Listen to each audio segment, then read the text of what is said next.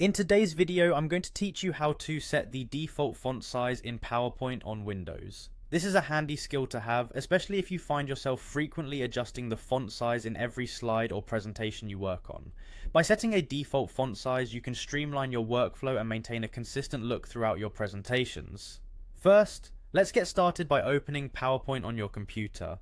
This is the first essential step to making any adjustments within the program.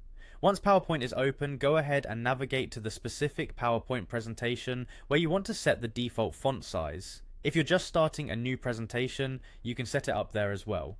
Now, with your presentation open, click on any text box where you want to modify the font size.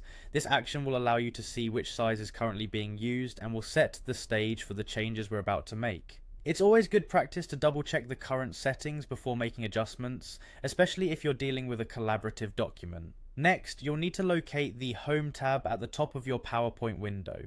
Once you're on the Home tab, look closely for the small font dialog box, typically found in the font section of the ribbon.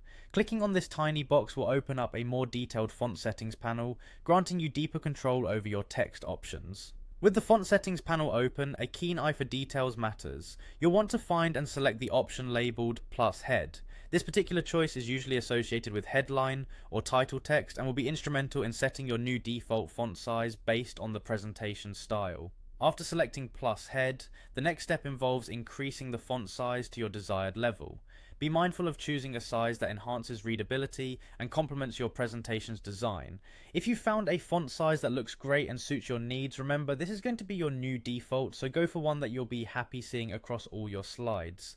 Finally, with your new font size set, click on the OK button to apply these changes. This action confirms your settings and ensures that the next time you open PowerPoint and start a new presentation, the default font size will reflect your chosen specifications.